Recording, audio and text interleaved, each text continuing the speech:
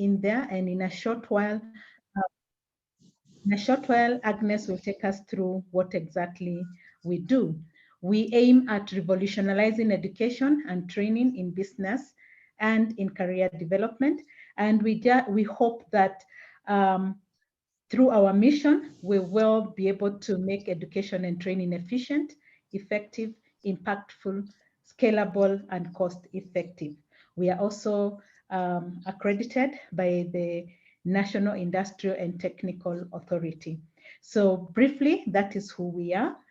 We are a team of well-dedicated content developers, systems developers, as well as project managers who ensure that all the programs that I have mentioned and the services that I've mentioned are well aligned. So we welcome you on board, and we do hope that you will enjoy what we are currently going to be discussing and part of the program that we are going to be discussing. The idea of having these webinars are to support the programs that we have. As you're going to shortly hear, we have this 21st Century Soft Skills program, and in it, part of the training is through webinars. So this particular webinar for the day is expected to help those who have been going through the program have a much deeper understanding as we interact with the industry, as we interact with those who receive our graduates from the programs, and hear what it is that they want to see from us, and help us get a better understanding about that. So this is the third in the series of the webinars we've had, and we continue to have them every month based on the topics that we are offering throughout the program. So without so much ado, I want to welcome Agnes just to take us very briefly through the LSAT course program, what it entails, what it has, and what you need to do, and then we shall pick it up from there. Over to you, Agnes, and thank you everyone for listening. All right, thank you so much, Dr. Gashisho. Thank you for the brief, and I also want to welcome everyone who's joined us today. I want to talk about the 21st Century Soft Skills that we are offering at eLearning Solutions. This is an online self-paced course that is available to college-going students, new professionals, so guys who are looking to transition into the job market. It could be you going for an attachment or you're going for internship.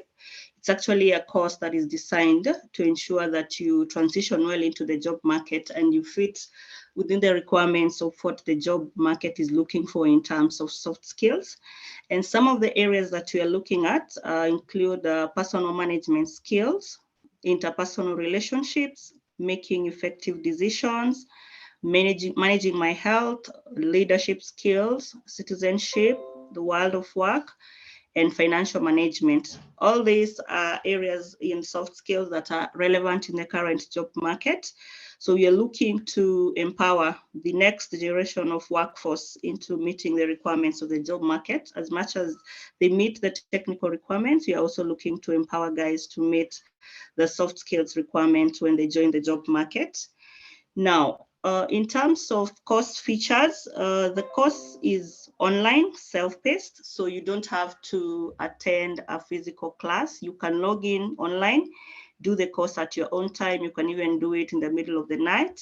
And some of the features that we have include reflective journals, e-portfolios, we have self-evaluations, we have automated quizzes, synchronized chats within the course, also discussion forums so that you are able to discuss with your peers, and webinars like the one that we are holding today, just to enrich the program. And the target market, as I mentioned, is university, college, and TVET students who are in college. We are looking also at empowering graduate trainees or organized internship programs, or new professionals that have just been hired for corporates that have joined us today.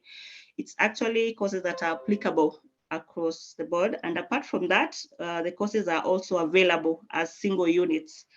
So you can focus on maybe taking a course on leadership, or you can take a course on financial management.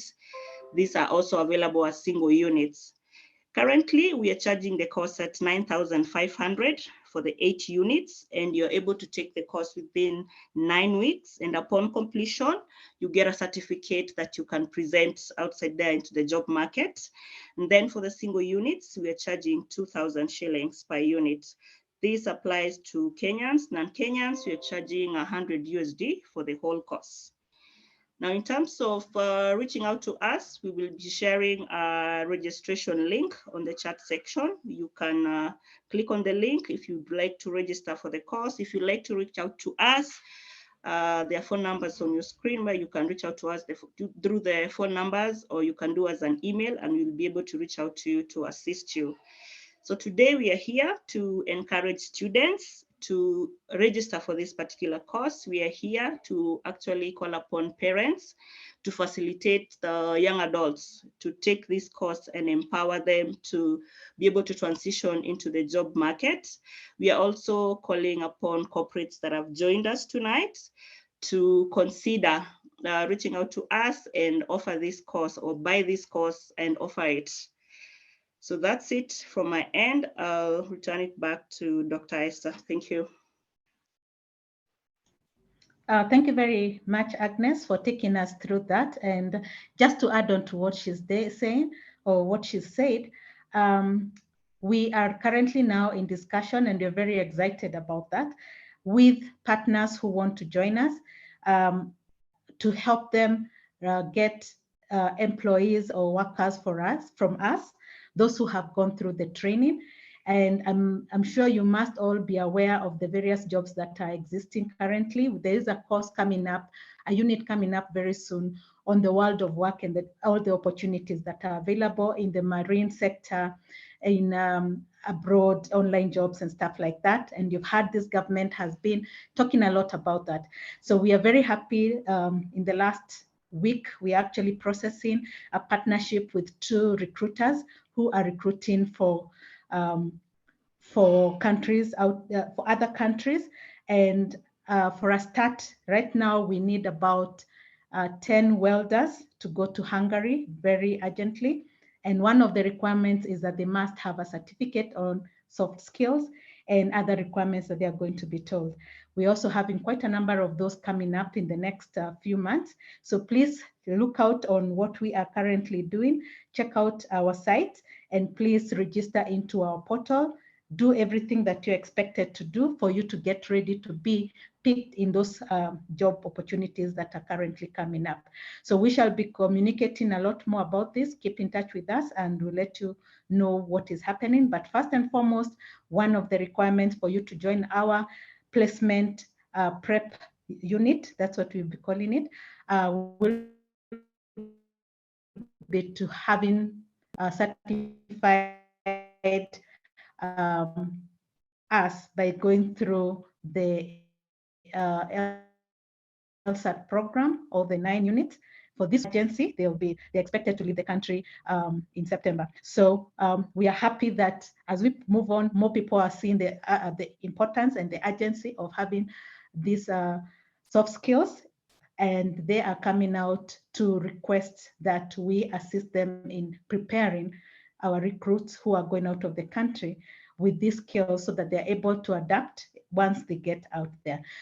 So that's just a bit more information of what is currently happening on our space. Please kindly follow us and look out on these opportunities. We'll be announcing every so often what is being looked for every time, and we do that in good time to allow those who are preparing with the courses to have done that in good time to be eligible to be picked up. So without much further ado, let me welcome you back to what we are expected to go through today. And that is our webinar on leadership and why it matters. And while we are looking at leadership, it's not just leadership at the top of the country or top at the company and so on, but this leadership applies to each and every person. You are a leader wherever you are, and there are certain things that you must know for you to be that leader and to be able to carry yourself as such and to be able to influence people in the right way. So I want to introduce our host who will take us through this very interesting discussion. And by the way, we'll be expecting a very active participation with you, ask questions, in the chat or raise your hand, and the host will take you through that. So I will introduce our host, who will then introduce his panel. And our host today is Mr. Anthony Hutia. Anthony Hutia has been in this space for a long, long time. He is the founder and CEO of Adams Project, CEO of a company called Tenetene Limited, and he's also the chairman of a company called Oasis Experience. He has a bachelor's degree in business administration, in marketing option, and also a diploma in sales and marketing. He has over 30 years of experience in the IT industry, and Hutia is very passionate about family and raising godly offspring. So you'll hear a little bit more of that because it comes out every time he's facilitating and being part of a discussion. He's actively involved in the family ministry at the Nairobi Chapel. He loves mentoring young men and people in marriage, and also in relationships. He supports initiatives such as Man Enough, divorce care, and marriage. Who else other than this awesome guy called Tony to take us through this particular part of this program? Over to you, Tony, and karibu sana. Thank you, everyone. Thank you, Dr. Gashishio. Much appreciated. Yeah, every time you hear those things, you wonder, but yes, then it's wonderful. Thank you so much. And the first place we start is we would like to also welcome you again. Thank you for making time and being with us here. As Dr. Esther Gashishio said, it's going to be an interactive one. Please post in your questions, your comments, so that we can be able to follow each other and walk step by step. So today's discussion, importance of leadership. Why does leadership matter? It's a hot topic, and this is not only applicable in the workplaces. I think leadership is across board. Okay. For example, the first thing I would think of is like if you would have, and sorry, maybe I'm thinking about this because I love a lot of good meat. If you have a lot of sheep without a shepherd, what would happen? It will be total chaos. It will be total disaster. What would they do? How would they walk around? How would they know where to go? It becomes really, really difficult. Okay. So it gets to that point of asking who is the right person to do it. Okay. You get to points where you have different ideas of different people in the organization. Which idea will be picked up? What do we go by? What do we use? What do we implement? It will be chaos if we don't actually have a leader who helps us go through these different topics or areas in this organization or even in life. And so to take us through these exciting topics of the day, we have my colleagues. The first one I'll introduce is Mercy Ringa. Mercy Ringa is a holder of Bachelor's of Education in Arts, Master's also, I think, Philosophy in Education and Communication, Technology, also Master's in Counseling and Psychology. She's an educationist with over 20 years experience in curriculum development. So ile curriculum yote mko nayo kule shule, sijui kama amefanya CBC ama aliachia hapo, she will explain to us. She's also a seasoned personal development trainer and a life skills expert, mainly for teenagers and young adults. Who else to be placed into this kind of webinar? Mercy is also an accredited Clarity 4D business partner and also a business person operating a serviced offices business in this city of Nairobi. Mercy, do you want to say hello before I introduce Chris? Okay, good evening, everyone, and welcome to our webinar this evening. Thank you, Tony. Thank you. Asante sana. And our next colleague is Bona Chris Geshoke. He holds a bachelor's of degree in civil engineering, University of Nairobi, master's degree in road management and engineering, University of Birmingham. He's also an accredited project management professional by the Project Management Institute. Geshoke is also a civil engineer with over 5 years experience in highway designs, traffic engineering, construction supervision, and contract management. He's also the managing director of Spellcast Media Kenya, a theater and arts company that focuses on providing a platform for the youth to grow their artistic talent in singing, dancing, and acting. Imagine an engineer akitengeneza barabara na anafanya acting. Kaza Mr. Bean kule, it will be very interesting and you will hear so much from him. Chris is also passionate in improving the livelihood of humanity through the provision of safe and quality infrastructure while ensuring environmental protection and sustainable construction. Geshoke has significantly improved his teamwork, communication, leadership, and negotiation skills, among others, which are essential for his work that he does on a day-to-day. Chris, huyo ni wewe ama nimetoa vitu zingine mahali pengine? Could you say hello? Ningependa kutoa dhibitisho kuwa ni mimi. And happy to be here once more. And I'd like to welcome all the attendees. And I'm looking forward to an interactive session. I'm the youngest panelist, so I hope that my younger fellows will learn from me. So, and I'll learn from them. So it's great to be here this evening. Thank you, Tony. Asante sana, wonderful. Thank you so much. Those are our two panelists who will cover a few of other subjects, topics that we'll do. We'll cover three areas. The first one is understanding leadership, which I'll be able to handle. Then we'll have effective leadership skills, which will have Mercy. We'll have inclusive leadership that Chris will also take us through.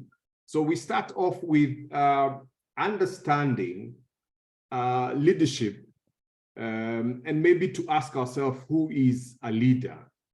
And what is leadership? The first thing is, if you go directly and try and Google and try find out the areas of maybe leadership, the first thing you'll see is the action of leading a group of people or an organization. You'd find also some definition that says this is the ability of an individual or a group of people to influence and guide followers or members of an organization, a society, or even a team. Okay, that is the definitions that you will get out of there. So I sat down and asked myself and did a bit of research, because there's a lot of this communication that goes around, and we try to find out, and asked, who is a leader? And the first question I was asking is leadership, does leadership mean being a boss? Okay, entirely. And when we hear about leadership or leaders, we think this is a boss. Is that exactly what it's supposed to be? So the few things that I came up with is, and you know, there's difference between a leader and being a true leader, or having true leadership, which really needs to have that differentiation that makes it very clear. You can call yourself a leader, but are you truly a leader? Okay, so the first thing is, true leadership is not about control. It's about service. You're not looking at about controlling, and it's more about what you give out as a service. We see this mostly even in one of the good books called the Bible, for those who know, the way Christ used to live his life. It was not about him controlling. It was about how much service he was giving out to these people. And we see in our society that is not really it. It's not usually about service. It's about control. You want to be a leader so that you can be able to control the budget, to control the department, to control the country, to control different other things, okay? So true leadership is not also about power. It's about empowerment, okay? You're not looking at true leadership being power. It's about empowerment.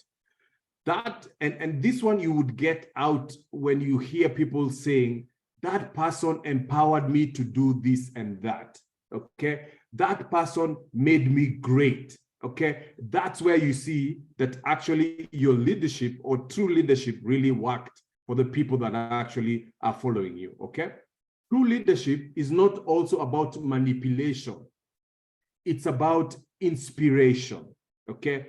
You don't look at being a leader to manipulate, but it's more to inspire. It's about to inspire and not manipulate.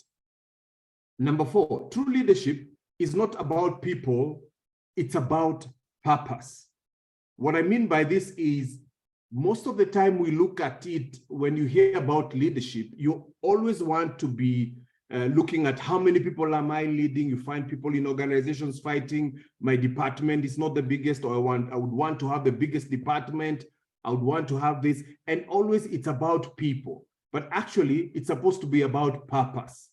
So you become a leader in your pursuit of that purpose, okay? And not the other way around. So you become that leader when you're pursuing that purpose and your God-given purpose in your life, then you find yourself being the leader, okay? So you pursue something that is more than just people and more than yourself, and it's purpose, okay? And true leaders do not seek followers. It's the purpose that you have that people see, and then you have followers. So if you find that you go, like our current politicians and many people do, you pay to be followed, then that actually tells us you're not a true leader. You're not truly, you're actually buying leadership, okay? So a true leader is also more of becoming than doing. It's more becoming, because now if it's about that purpose, you're looking and pursuing to actually becoming what you're supposed to be and not only doing. So you pursue that, and it's in this process that you get to inspire more people. Thus, these people come and submit into your leadership, okay?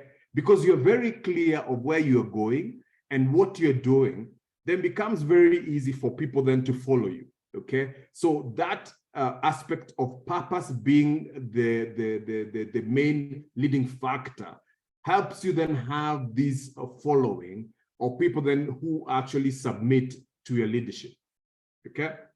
So true leadership focuses on one, purpose. Number two, it focuses on passion, okay? And number three, it focuses on principles, okay? Things that you will never violate. And when you want to see a true leader, ask them about, even to start about that, ask them about their purpose. Ask them about what their passion is. You can ask them, what is your passion? What are your principles? A lot of them will never give you this.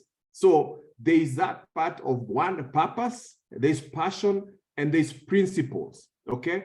And the interest, your interest is on people and not yourself, okay? You're looking at how you're going to make the lives of these people better and not only you. It's not about selfishness.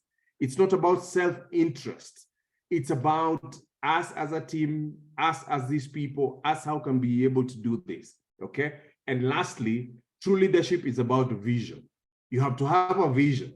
And when you ask the same thing about what is your vision, for example, you'll ask a leader, what's your vision on about my children? My children's education, my children's something, forget about me. You're looking, because you can't have a true leader who just looks at where they are. It's about that vision of the next number of years. But most of us fight not only for the, not for the vision, but of retaining those seats and being in those, and we'll do so many things, even in our organization, just to retain that position. And it's not the impact that you're going to create in that organization that actually pushes you, but it's more of the selfish things that you expect out of that seat that really pushes you towards that, what you would call leadership. So in summary, the true leaders focuses on purpose, passion, principles, and interest of the people, and lastly, on the vision. They need to have that vision, which they can be able now to articulate clearly. And even when they leave that office or those positions, you can actually go and see and say, this is actually what they stood for, and this is what we've seen as results. I always say, don't come and give me a lot of words and a lot of promises. What I want to see is I want to see the fruit of what you've been saying, because then the fruit will not lie. You can give me Kiswahili mingi, you can give me a lot of English and sweet words, but at the end of the day, what really counts to show that you are a leader, it's actually the fruit that we will get out of what we'll call at that time your leadership. So that part was just setting up the stage to understand what leadership is. And then now we will move to the next part of this conversation, where we'll have, unless we have questions, but we'll move the next part of this conversation where we'll call in Mercy, who will talk about effective leadership skills. And she'll take us through that component of effective leadership skills, either in the workplace or even generally in our society. Mercy, karibu sana. Thank you very much, Tony, for setting the stage rolling for us and giving that very elaborate introduction on leadership. And I trust that we've all picked up those very specific points on leadership, that leadership will be all about the purpose, the principles, the passion that the leader has, and the vision. So as we continue to think about leadership, maybe you're here and you're saying, I have never been a leader in my school, in my university, or wherever I am. I'm not even a firstborn in my family. So how can I be talking about leadership? But we are all leaders in one way or the other. And as we think about that person that Tony has introduced to us, and that's the leader who is a person who guides and gives guidance or provides purpose for whatever they are doing. Let's look at it from the individual part of it. And so that we are able to understand from my own perspective as an individual, would I be calling myself as a leader? And if I call myself a leader, what kind of a person then am I? And therefore, with that in mind, I'd want us to think about self-leadership. And as we think about self-leadership, I will request that we write on the chat what our understanding of self-leadership is about. How do you understand the term self-leadership? When I mention self-leadership, what comes to mind? Maybe in a sentence, a word, a phrase, what comes to mind when I mention the word self-leadership? A minute to just do something in the chat.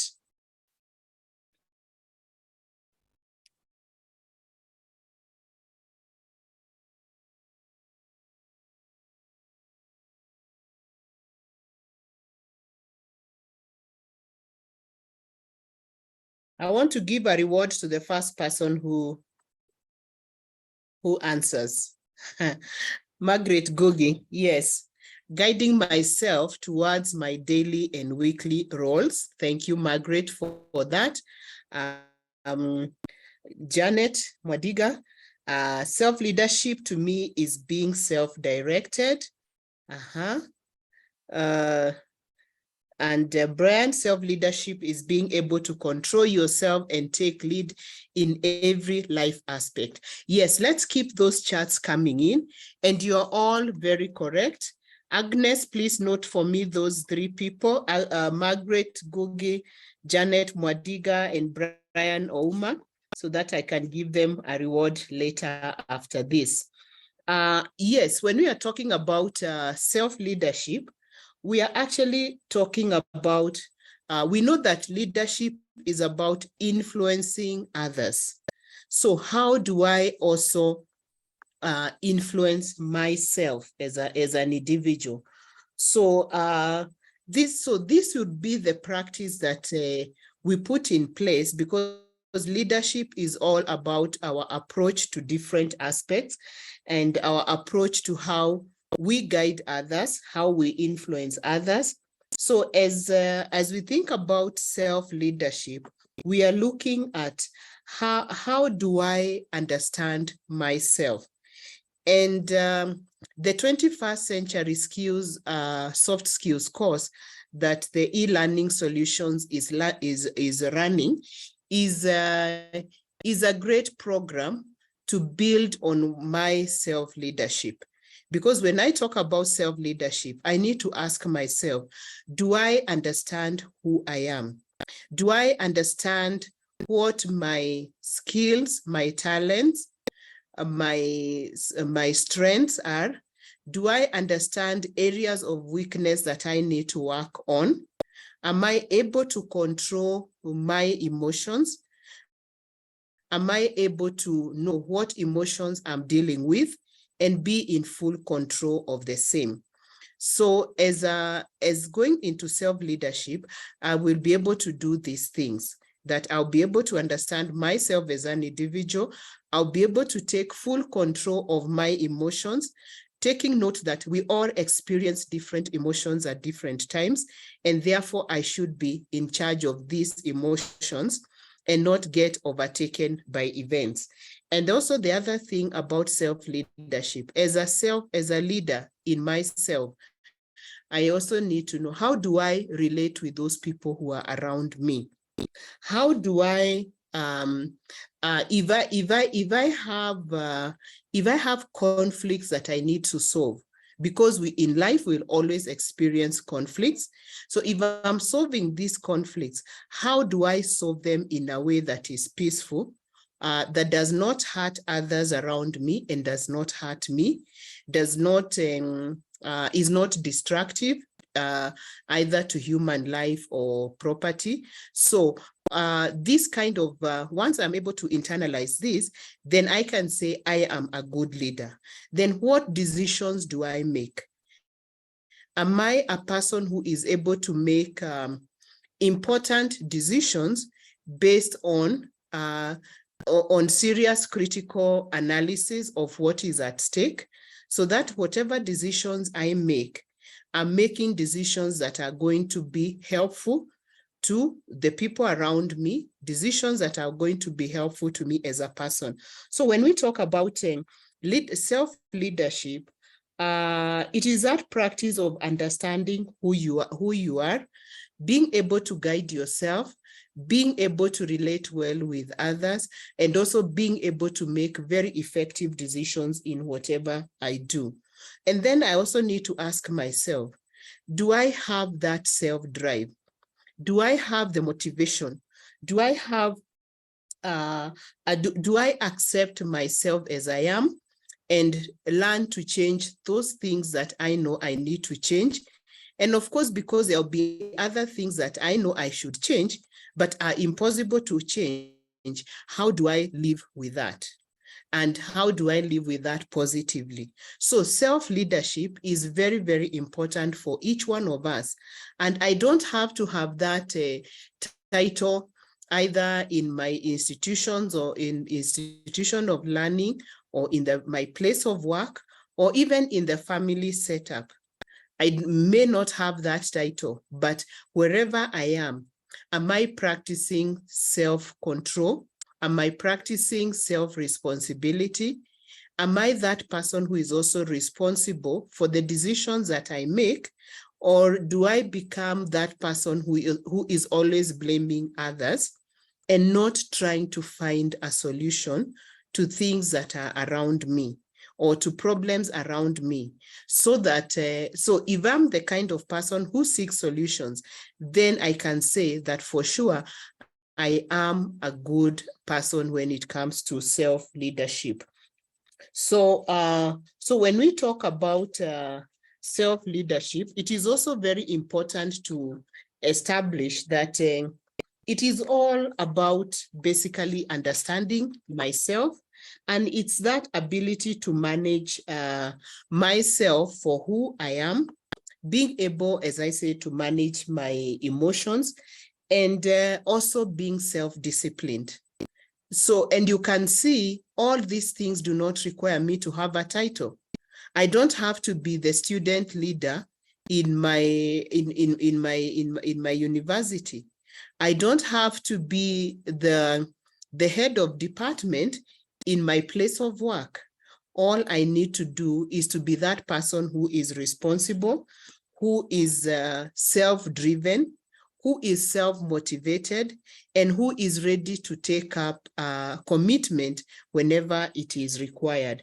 And that goes hand in hand with what Tony had shared about the leader not just being a boss, but that person who influences others towards a vision. The leader as one who has a purpose and guides others towards that purpose. So as an individual, what is my purpose in life? What are my personal goals? Do I work towards achieving these personal goals without having to be distracted?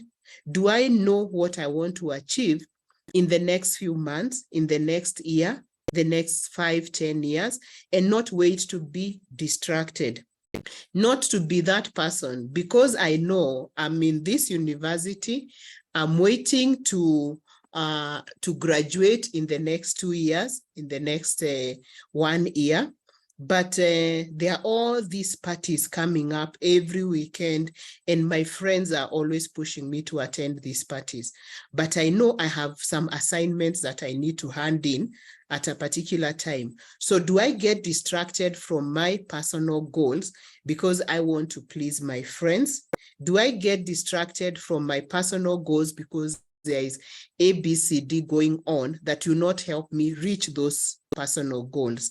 So that purpose that I have for my life is very important. Do I work towards achieving those personal goals that I have set for myself? So that in a nutshell is what I would say is self-leadership. And therefore that makes each one of us a leader in their own capacity. Whether or not you have that title or not, you need to be that person who leads yourself and who is able to work towards your purpose, just like that leader in an organization will help to influence people towards the purpose for which that organization was set. They will work towards, they'll be passionate about their leadership, goals. So in the same way, as a person, I also need to be passionate towards achieving my goals. And therefore, let me not be led astray by anything that would come in my way and distract me from reaching that particular goal. I think there was something else you asked me, Tony, but before I go into that, let me see what other answers have come in. I'm seeing, yes, some people saying, Javan says self-leadership could be taking charge of my own life actions and development, very much in line with what I have discussed.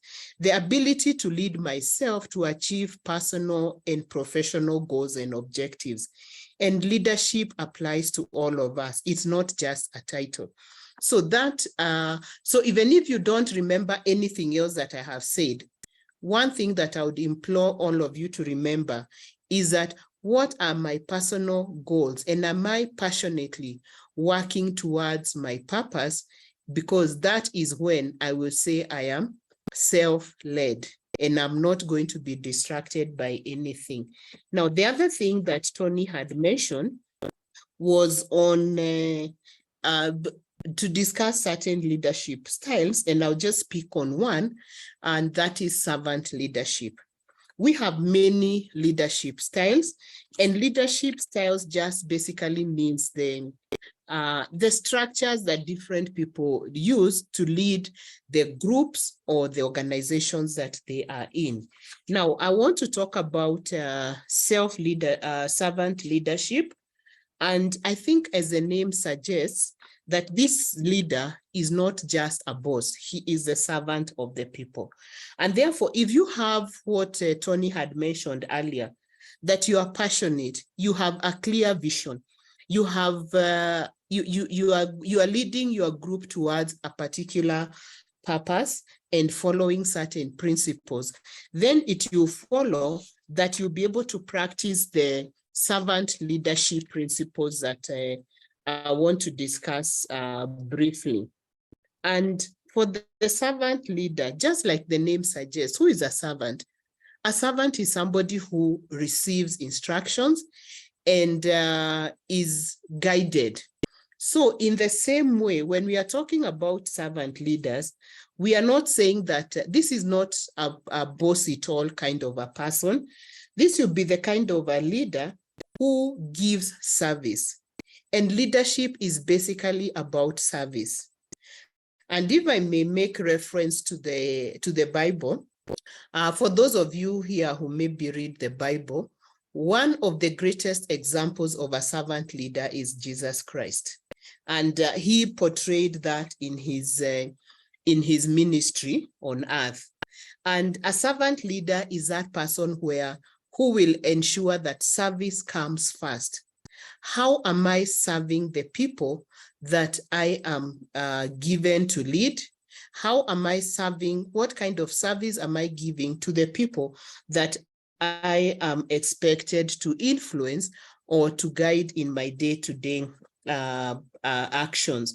And therefore, that servant leader will be one who will portray some of these, some of the following characteristics. First of all, of course, he'll be of service, and being of service, it means that he is accountable. There is a problem in his department or in the group that he's leading, he takes full responsibility. He takes action and he's fully accountable. This is a person who is respectful to every member of his team, respectful to every person, irrespective of what category they are in. You could be the CEO of that company, but how do you treat the person who opens for you the gate when you get to the office? How do you treat that person who cleans up the office? And that's where true leadership can be seen, because the respect is very, very important. Responsibility is also key. A servant leader would be one who is also highly responsible, and a person who is responsible is the one I said earlier, just like the self-leader, does not blame others. There's a problem, take responsibility as a leader and see how best can you solve this problem without always blaming others and seeing like others are the ones to blame all the time. And are you committed towards that common goal?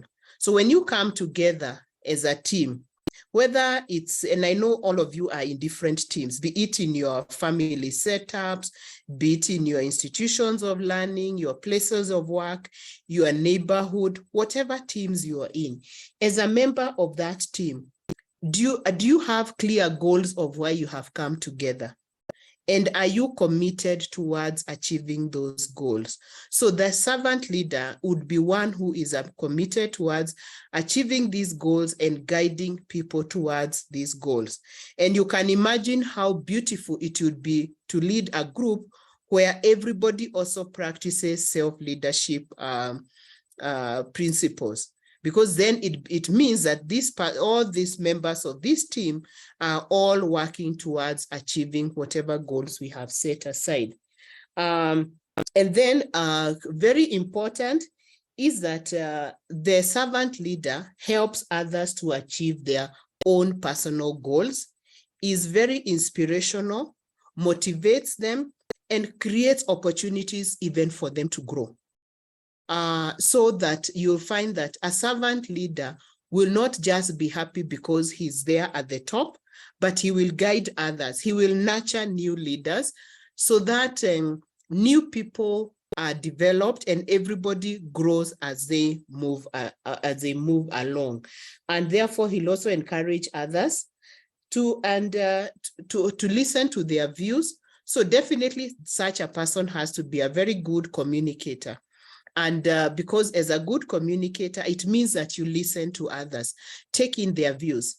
As it may take a bit longer to come up with the decisions because you want to ensure everybody participates and everybody gives their views. So that is also very, very, very helpful for you as a servant leader. And very important also is that the servant leader will bring people together.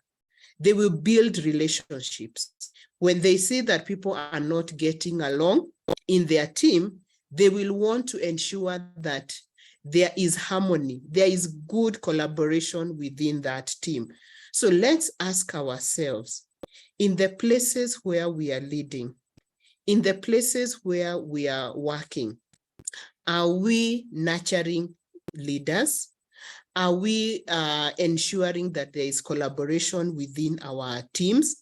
Are we ensuring that people work together respectfully, and that we are also helping to nurture and to develop new leaders? So as we think about this, let's remember that leadership is very, very important. With or without titles, we are our own, we as individuals are leaders in our own rights, and we need to practice these skills. Tony, I want to stop there unless there is a question, and hand back to you.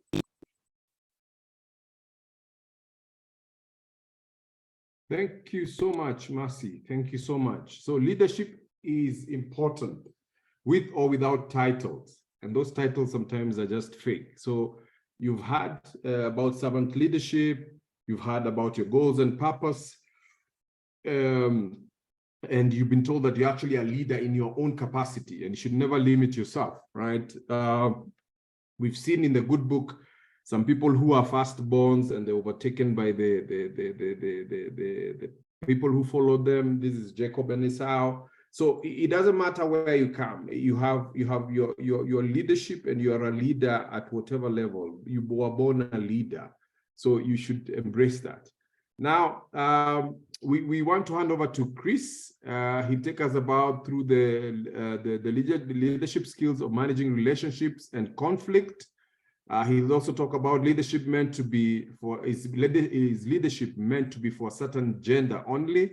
I know this usually is a hot topic where certain gender says that all these positions are reserved for one gender, and you need to be at a certain age to be a leader. Wanasemanga tunatawala saa hii the leaders wazee wamekuwa huko forever. Wanasema leadership ni gani? Vijana, what is the saying goes? Chris. Sama kazi kwa vijana, mshahara kwa wazee.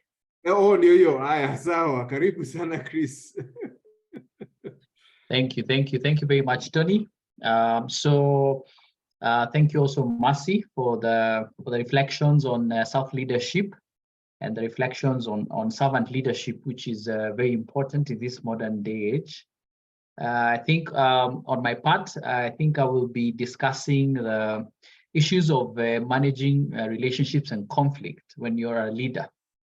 And I think issues of conflict resolutions were covered in our last webinar on interpersonal relationships at the workplace. And this particular one is a very key aspect of leadership, because as a leader, you seek consensus, you seek agreement with those who are under you or those who you're leading.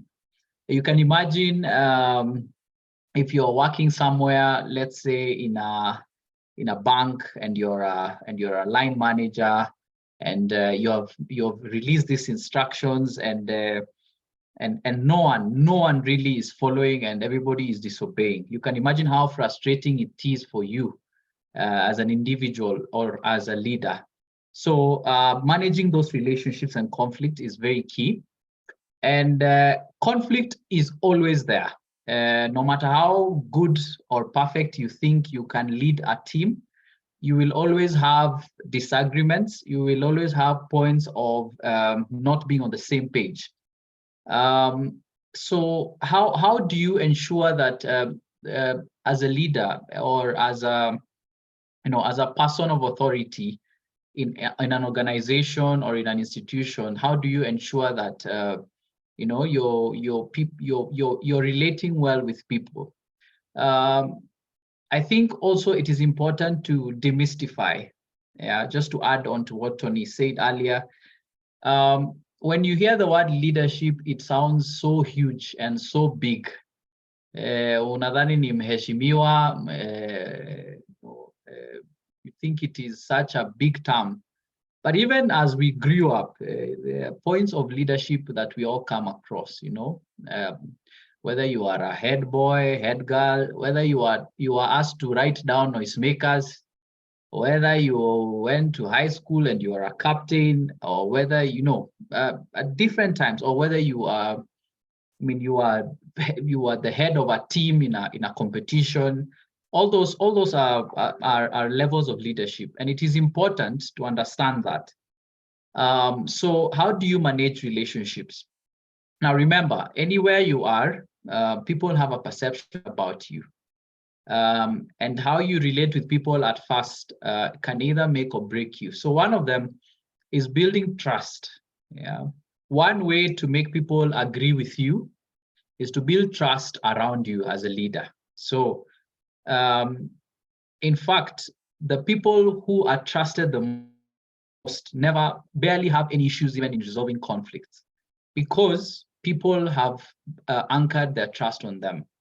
For example, I'm an engineer, so where I work, sometimes I'm leading a team of almost 100 in the field, and I give them instructions. So how do I relate with them so that they can trust me?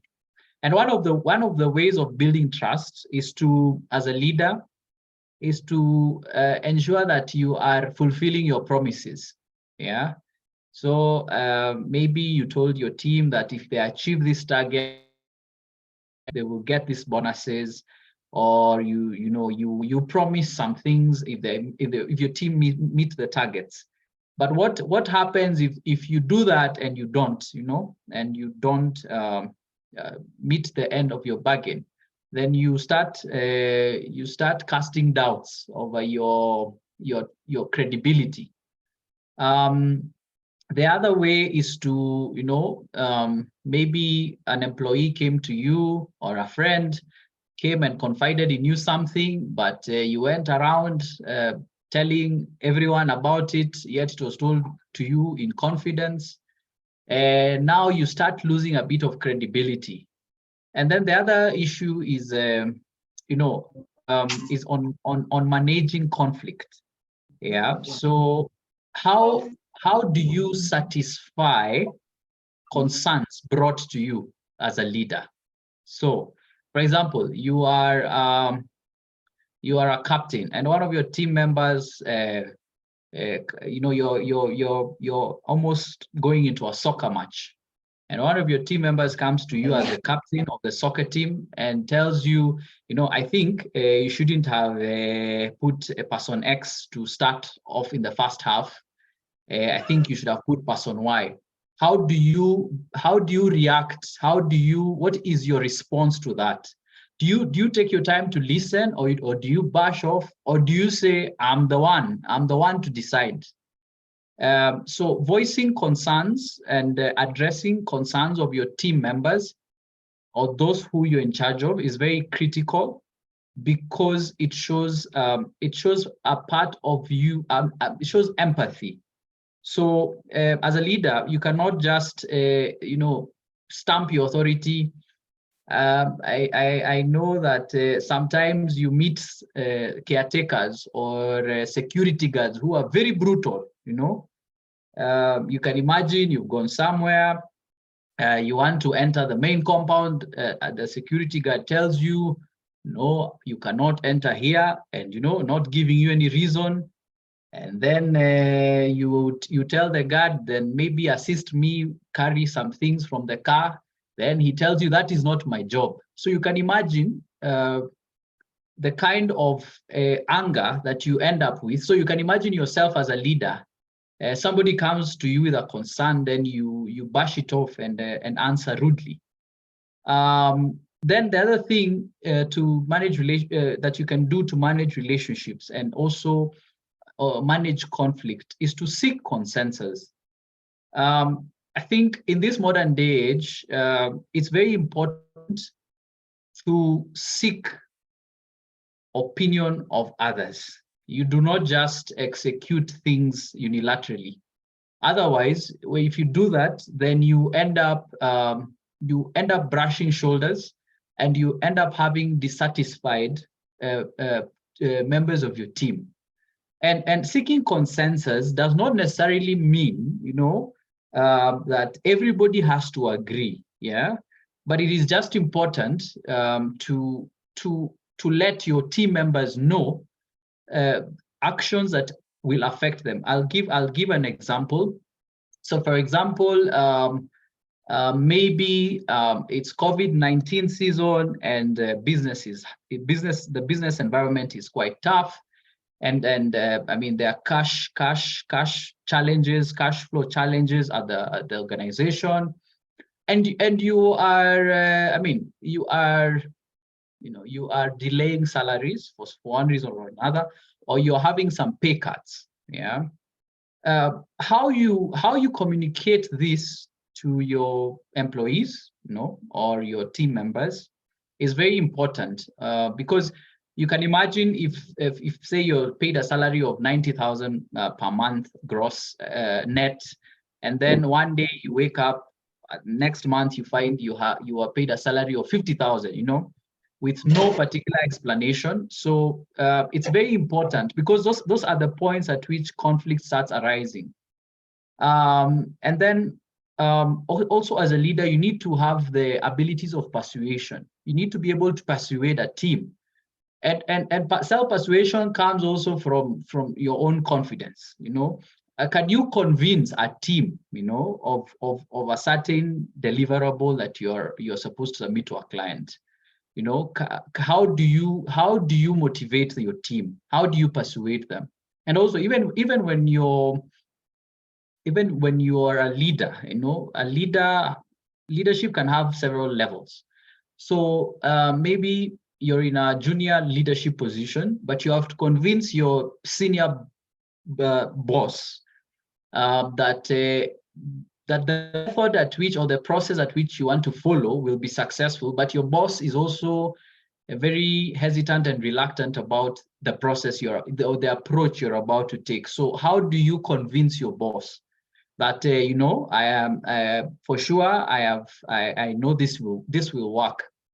And also how good you are at negotiation is very important. So, for example, position of leadership, and it's even happening at the national level. You're a president, and there's opposition, and they are demanding this, and you have taken this stance, and etc. And there's a lot of politics in the background. So as a leader anywhere you are, you have to have the correct negotiation skills. And also, this we discussed in the last webinar on interpersonal relationships, conflict resolution skills. It's quite important how you resolve conflict if it arises. Basically, are you confrontational? And it's important to understand, when you're managing conflict, it's important to understand where the issue is coming from. Because, for example, your team members, or the ones you're in charge of, may fail to deliver an assignment on time. And how you approach the issue from that point is very critical. So do you take time to understand the issue? Maybe they're not understanding the assignment, or maybe they require some information which they have not gotten, or maybe they are unmotivated, or maybe they do not even know where to start. Or do you just say you're fired, without listening and addressing the issue? I think what I'd like to say in summary, in all that it's important to take up relationships, whichever, whether at work, whether friendship. It's important to take those relationships as important as projects. Yeah. And why do we say this? Is because human capital in this day and age has become very, very useful. And again, your network is your net worth. So at the end of the day, we all need people to move forward. Well, in whichever business or profession, you definitely need to work with others, and you might not always agree with them, but it's important to understand that those relationships and how you relate with others in times of conflict is also important for future for future relationships. So that's on conflict and relationships. So maybe if there's any question, then we can have them answered on the. I mean, I can be able to see them on the chat. And also, perhaps before I finish with that, is the importance of also applying political acumen. I don't. That sounds complicated, but politics and are very important in the day-to-day life of a human being. And why do I say that? It's because sometimes you might be in a work environment or in an institution, and because maybe perhaps you are too good at your job as a leader, then you start having people who are trying to throw stones at you because maybe they might think you're rising too fast. So it's important also to, in as much as you are a leader, and you might be coming up with policies that are brushing off some people. It's important to balance interests of the particular organization, also with the interests of others, and also with your interests as well.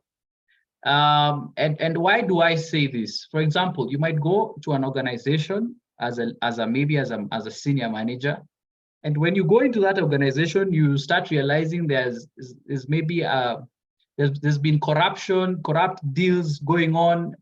How you address that issue will determine whether you will still remain in that organization or you will leave. So it needs a bit of political acumen. And how does political acumen come about?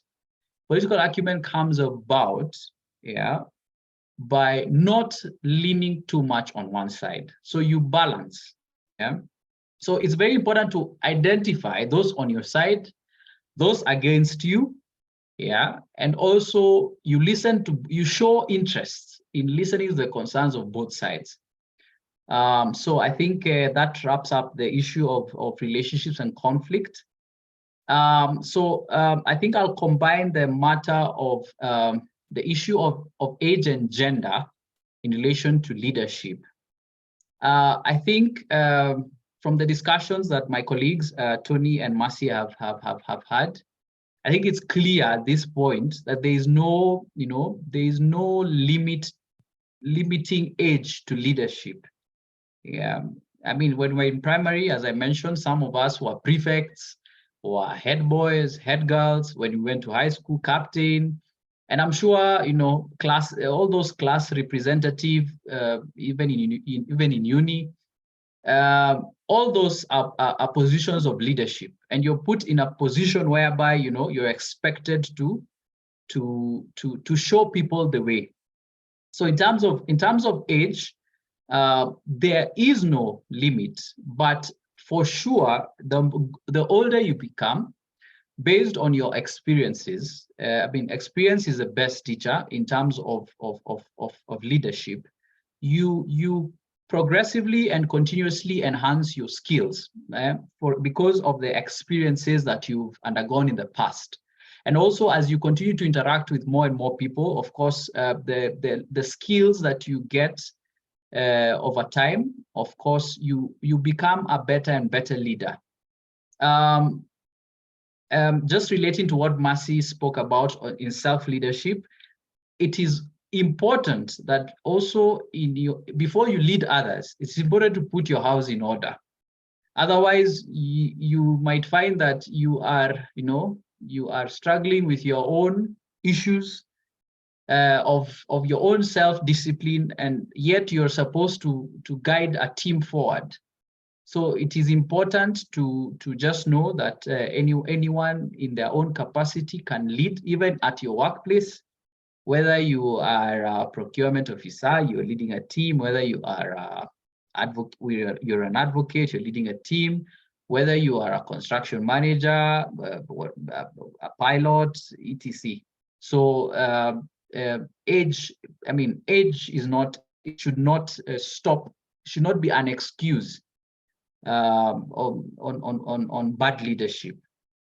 And I think there was a topic going around on some years back on whether young people deserve to be given government positions. So there's conversation going around that, oh, young people are likely to loot, young people are likely to engage in corruption.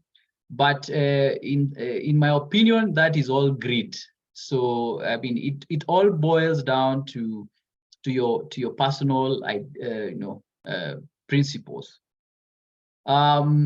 I think I forgot to mention something on conflict. There was this incident that was highlighted in the news the other day, whereby there was an organization somewhere where the senior managers were arrested because there was this issue of sanitary pads being disposed of in a dustbin somewhere, a dustbin that's not meant for that. And this issue blew out of proportion, and the managers summoned all female employees and told them that they should strip so that they can identify who disposed of sanitary pads. And why I wanted to highlight that particular incident is because as a leader, you find yourself in some situations, and how you deal with those situations is very important, particularly at the workplace. Because some actions you take may be of criminal, in quotes, criminal nature, and it may cost your career actually. And also, you do not want to demean anyone reporting to you.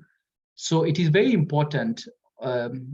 How you react to certain situations is very important.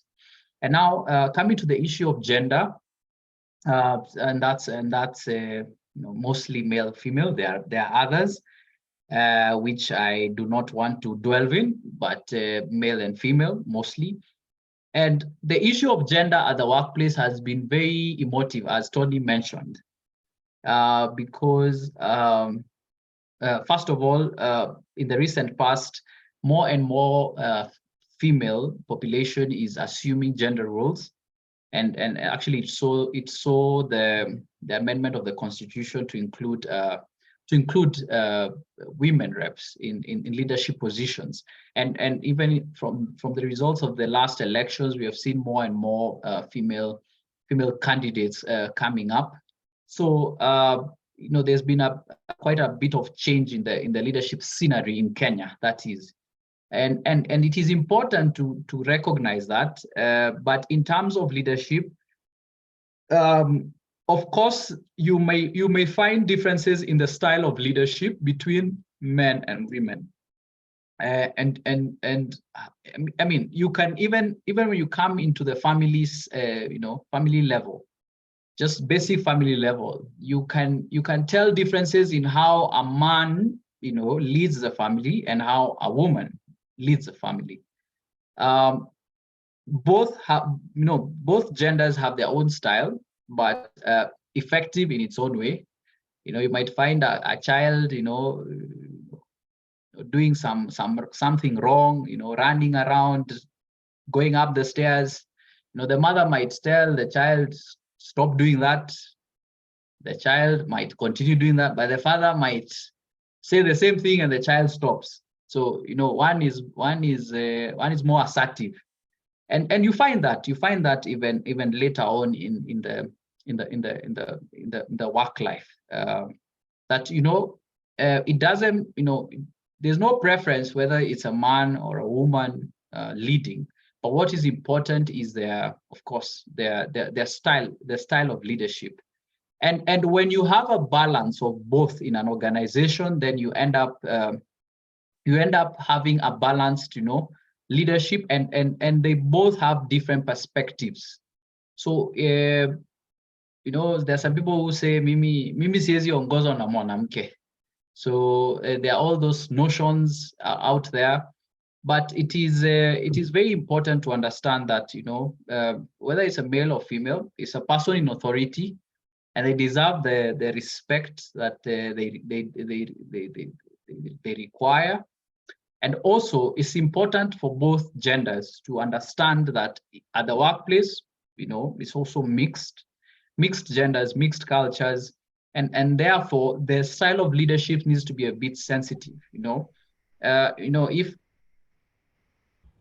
myself, leading a team maybe somewhere, and we're in a construction site somewhere, and you may find that the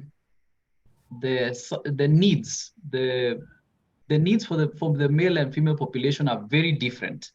So you might find maybe the female population requires some facilities in their washrooms. The male population also requires maybe some facilities, but the female population has more demands. It's important to understand both. And that's what understanding all walks of people from all walks is important.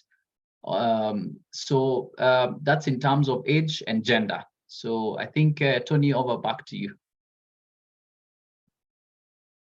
Asante sana, Chris. That was really good in managing relationship conflicts. Age does not really matter. The training, of course, and the personal principles really are the ones that lead you into this. You have different skills and different purpose at your level, so nobody can steal that away from you. So they can't say that they will take away your God-given purpose to become that you're supposed to be. You need to have a lot of good negotiation skills, even when you're doing this journey of leadership. I know there's a few questions that were directed to Mercy, and probably I would like maybe Mercy to answer them before I go to the next part of it. I don't know if you saw those, Mercy, or do you want me to read for you? Yes, I did. Okay. Okay, so there's a question from Javan on the issue of there's a perception that servant leadership sometimes makes leaders appear like they are weak, and especially when they are faced with challenges of continually prioritizing the needs of the team over their own. So what I would say is that yes, sometimes when you give people an opportunity, you want to listen to everyone, and you want to give everybody an opportunity to be heard as that servant leadership. So it might appear like you're weak, but again, remember I said that the full responsibility still comes down to you. So as you're making the final decision, you will make the final decision bearing in mind the contributions of every member of your team, and also ensuring that the good of the members of the team comes into play. And what that means is that sometimes with servant leadership, it means that you may take a little longer to make decisions, but in the end, everybody will feel they have been heard. And that is very important. When I know that I have been listened to, even if the point I raised is not the one that was taken, when I know I was listened to, then I will fully participate in the activities of the team because of that. That most important, I have been listened to and my views have been taken into consideration. The other thing that, so it will not really be a sign of weakness. It's also ensuring, like what I said earlier, that as a servant leader or even as a good leader, you want to make sure that you're bringing people together. And how do you bring people together other than listening to them? So maybe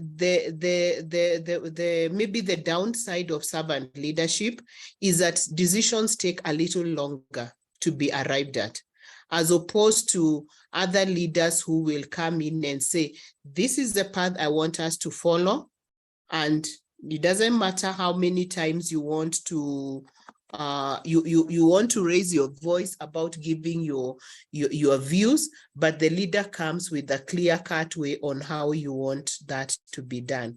So yes, it may appear like the leader is weak, but it's not a sign of weakness. It's just maybe more of a perception. Then there was another question about the charismatic leadership and servant leadership. The charismatic leader will usually be one who is more of, it's more about themselves as a person.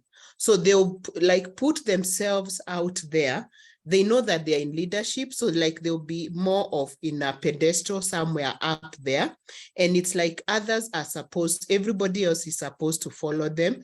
And sometimes there could also be a blind following without taking into consideration, where is this leader guiding us to? And usually charismatic leaders tend to be people who are very good at pulling crowds. Crowds can follow them without necessarily thinking deeply as, what is my leader guiding me to? Where is my leader taking me to? And that's why, remember, I also said self-leadership, and that's what I started with. Self-leadership is very, very important, because you must first of all know, why am I in this team? As an individual, what do I want to achieve for myself? And therefore, I'll not just be led astray, because I also have my purpose as a person. I have my personal goals, and I am also a respectable person, a committed person, a person who practices integrity and responsibility. So I will not be led astray by the charismatic leader. But usually, sometimes charismatic leadership is usually about the leader. But servant leadership is about the whole team. And that's why the servant leader will always want to give everybody an opportunity to be heard, and they will give everybody an opportunity to develop even their own personal goals within the goals of the bigger team. Back to you, Tony. Thank you. Thank you, Mercy. I've seen Daniel Moronge.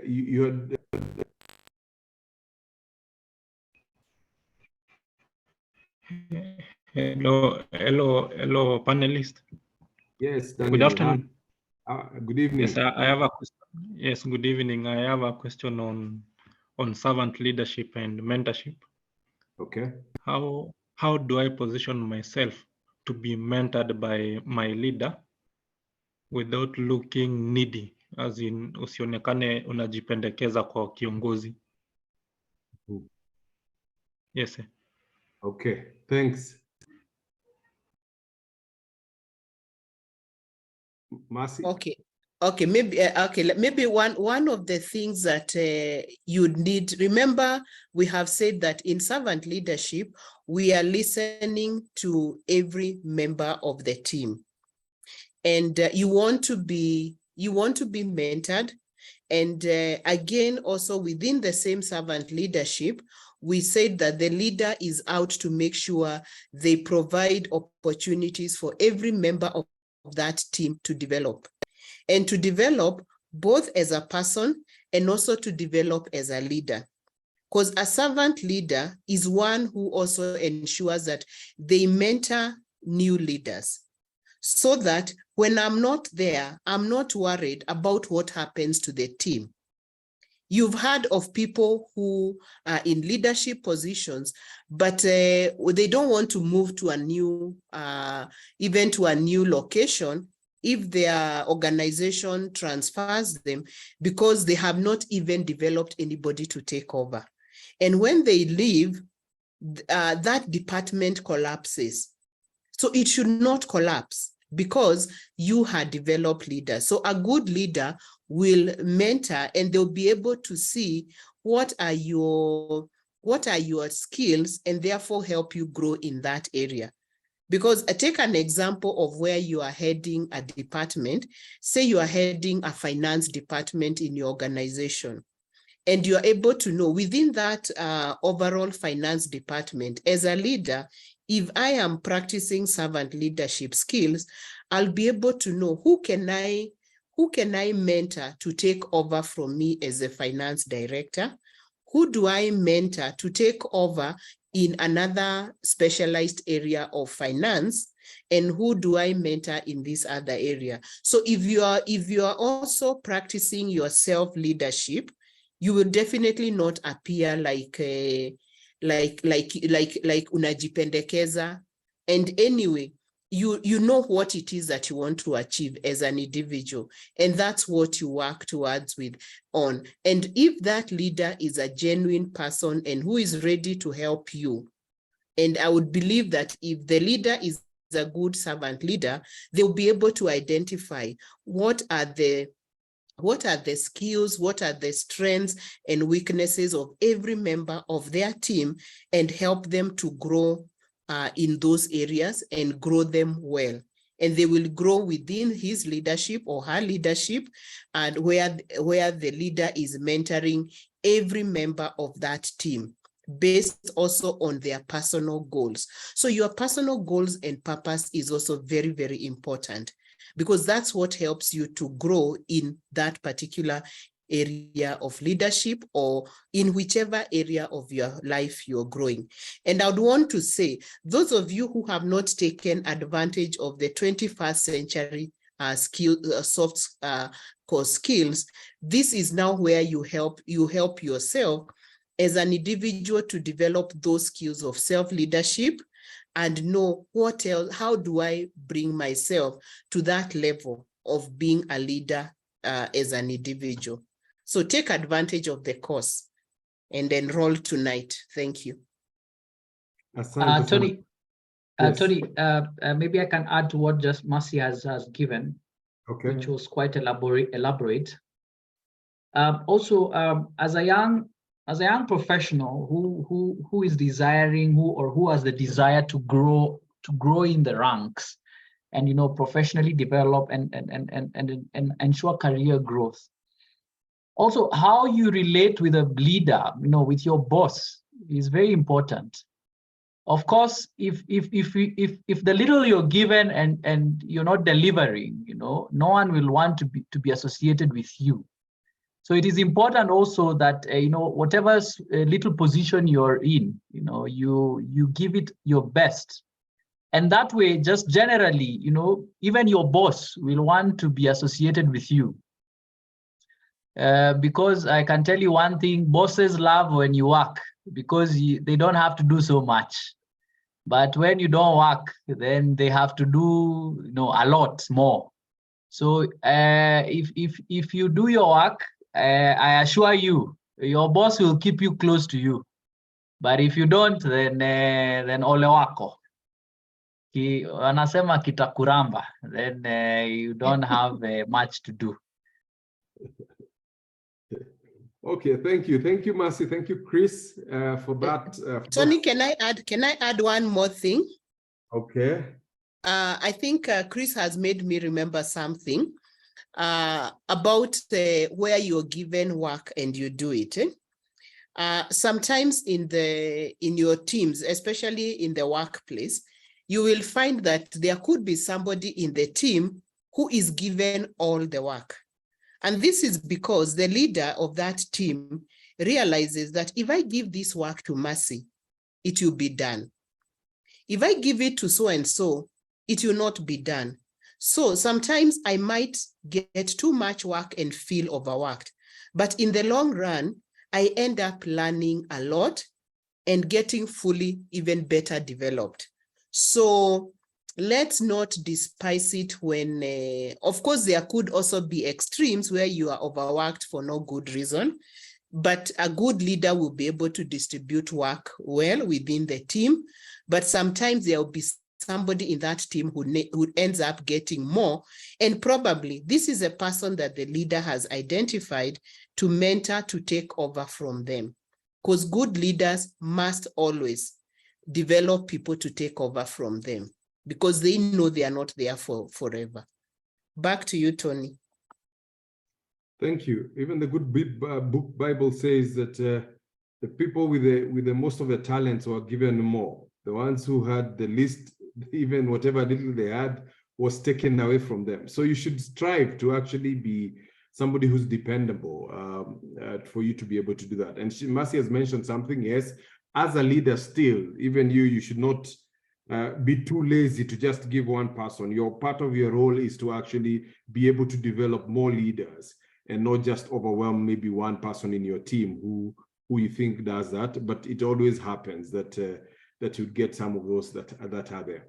So as we go towards the end, we'll have a link being shared, which has already been shared. Please, before you leave, there's a link that is there that has been shared on Google Forms. Just give us a bit of your feedback. There are just a few questions as we come close to the end. How do you evaluate, as we conclude, how do you evaluate whether you have been a good leader? We've had all these things that we've been told by Chris, by Mercy, my initial session. So how do you do this? How do you get to a point to evaluate whether you have been this good leader? The first thing is this, and I like using true leader and not just good leader. It's a true leader, or call it true leadership. Okay, so a true leader is or we call it true leadership is the influence of others, right, through inspiration and not manipulation. Okay, as a leader, you're supposed to inspire and not manipulate. Don't use manipulation because you're the boss just to be able to show your leadership and your leadership position. Okay, so true leadership also is first personal. You have to start. You remember we talked about purpose, leading with that passion, with that purpose, with your principle. So it's first of all starts with you, right? Then it goes to the others, what we call the corporate. Okay, a true leader does not throw the team under the bus, and we've seen those leaders who, when something happens, he always or she always gets a scapegoat and throws this person under the bus, or even throws a team and says, I'll fire all of you and start all over again. There are those leaders who actually use that kind of leadership skills. So a leader, and also leadership is not something that you essentially pursue. You actually discover. You get to that point. As you do your purpose, you actually discover that whatever you're giving out is actually part of leadership, and people then can be able even to follow you. Okay. That leads me to the next point that says that true leadership don't seek followers. It actually attracts followers. As a leader, you don't go looking for these people to follow you. You should be good enough that you attract these followers to you. Okay. Leadership also, we say it's a bit complicated because most of the time it's subtle. You might not even tell. You might be in a group and you don't just come in and start talking and saying, I'm leader, or you take that leadership. It's sometimes subtle. And based on who you are and how you've been raised, then you're able to come in and showcase that part of your leadership. And there's a bigger part that we talked about, that mentorship. And I think Chris has talked about it and Mercy has talked about it, okay? But the point here is, if you don't know how something looks like, and this time we're talking about leadership, how can you tell this is it? So if you don't know how something looks like, how can you tell it is, or this is it? Okay. One thing you need to do is you need to be educated. You need to be trained, right? For example, a person who's trained in this institution, you will become the things those institutions talk about and are. Okay. If you are trained, for example, by a person, say you are trained by Hitler, you will actually become like him. And that's part of mentorship. We have seen people who've been trained by Moi, and we can see what they're doing and how they've been doing. And you can tell, okay, because of the training that they've gotten, okay? So what you need to do is look for the right mentors to guide you and lead you, okay? So that when these mentors are there, what you do with them is you have to make these mentors, you have to become accountable to them, to these mentors. Because if then they're mentoring you, they're able to challenge and talk to you and can be able to point to direct you to the right way that you should go, okay? So you need to get even these mentors, look at the people you think you admire, their values, you admire the way they lead people, you admire their vision, be there and get them to mentor you, okay? And then make sure that to point that you are accountable to these mentors and you're able to go and get this all time. I mean, feedback all the time, okay? So good leaders are professional. I mean, they're not good leaders. The people who are not good leaders or true leaders are mostly manipulators, okay? They use force, they use oppressive spirit to get whatever they want, to drive the team. These not good leaders, okay? They're more professional manipulators, what we call them. They use force, oppressive ways and spirits to be able to get this team to be able to move, okay? True leadership is also following your own conviction. Remember, we started by you and going next to the team. You have to start from your own conviction, okay? And not particularly the popular belief, okay? You might be not popular, but you actually, because your values and your convictions, then you're actually leading and knowing that you can stand by those decisions and those things that you bring in. So it's following your conviction and not the popular belief, okay? Lastly, a true leader leads by example and not always preaching water and taking wine. So you have to be the example. If you are that example, then you're confident and you're not afraid for people to look at you and be able to judge you, because you are sure of who you are and how you live your life and how you lead. So you are actually what we call a book, and a plain book that can be seen, a light on top of a hill, salt that people can be able to taste and say that this is actually tried and tested, and not something that people just try to hide behind other things. So you have to be an example of what we consider usually you preach water and you drink wine, or you have to preach water and take water. If you want to take wine, then preach that wine and drink that wine. So you have to be accountable for your actions as a leader and as you begin this whole process. So ladies and gentlemen, that brings us to the conclusion of today. Let's have any questions that we have. Please remember there is a link of the feedback that we've put on the chat. Just give us a bit of your comments, your ideas, if you want to put something on the chat, and we're able to do that. I will maybe give Agnes a few minutes to give us on the way forwards before we do the final closure of this webinar. And we really, really thank you, ladies and gentlemen, for coming in and joining in this webinar for today. Agnes? Right. Thank you, Tony, and the panelists for the insightful session. I've really learned a lot, even from a personal level.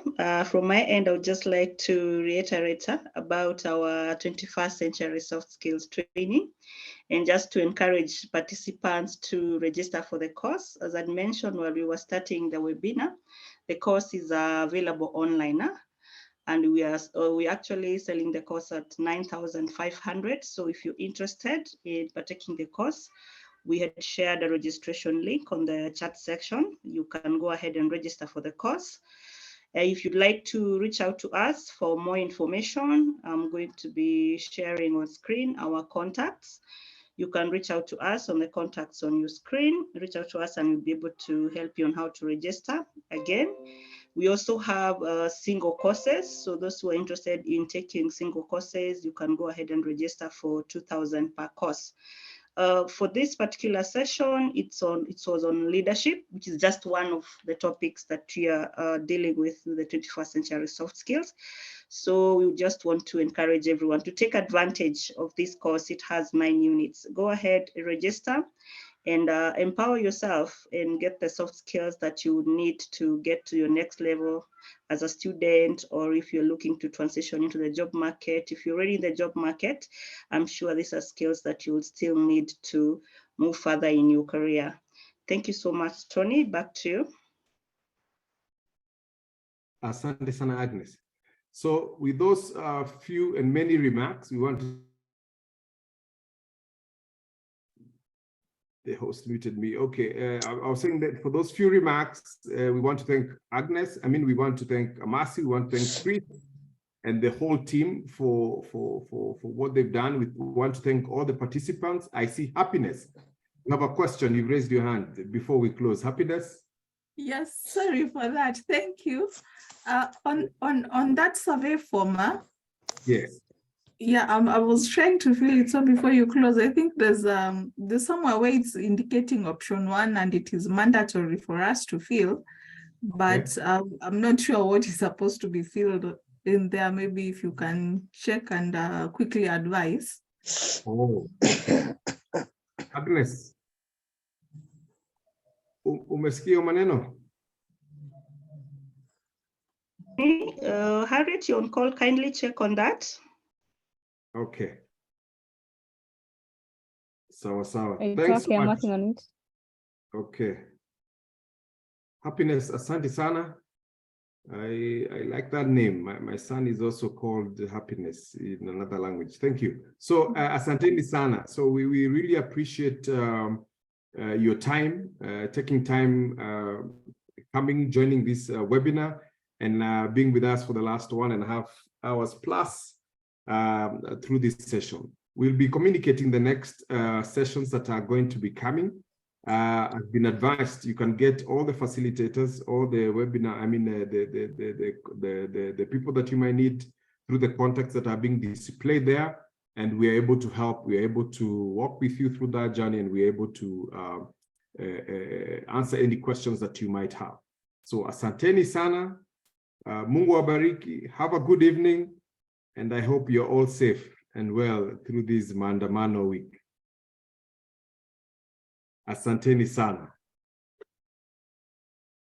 Thank you and good evening, everybody. Good evening to you all. Thank you for attending. Good evening. Thank you and have a good evening. Thank you too. See you in the next one. Look out for our next topic soon.